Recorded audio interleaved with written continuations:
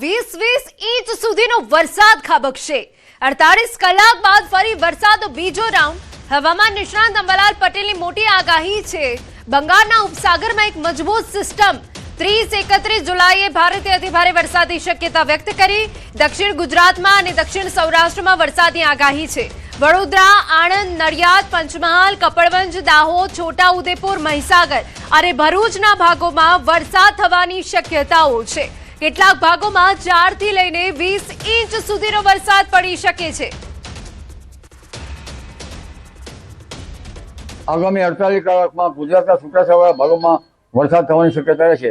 બંગાળનું ઉપસાગરની મજબૂત સિસ્ટમના લીધે તારીખ 30મી રાતથી 31મી જુલાઈના થઈ કેટલાક ભાગમાં ભારેથી અતિભારે વરસાદ થવાની શક્યતા રહેશે।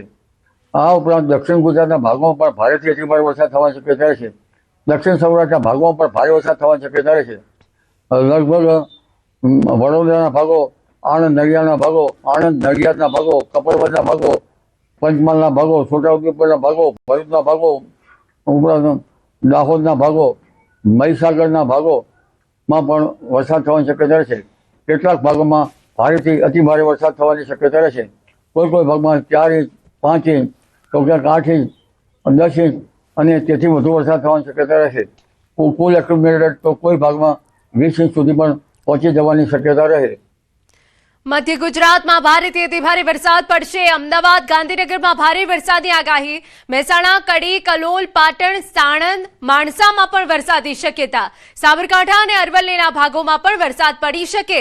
6 થી 8 ઓગસ્ટમાં બીજી એક મજબૂત સિસ્ટમ બંગાળના ઉપસાગરમાં બની છે, જેનો માર્ગ ગુજરાત તરફ હોય તો પુનઃ ગુજરાતમાં પૂર આવવાની શક્યતા।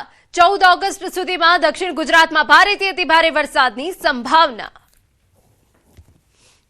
સાબરકાંઠાના અન્ય ભાગો, અરવલ્લીના ભાગોમાં પણ વરસાદ થવાની શક્યતા રહે, પરંતુ મધ્ય ગુજરાતના ભાગોમાં ભારે વરસાદ કે અતિભારે વરસાદ થવાની શક્યતા રહે। અમદાવાદ, ગાંધીનગરના ભાગોમાં પણ કેટલાક ભાગમાં ભારે વરસાદી ઝાપટા પડવાની શક્યતા રહે।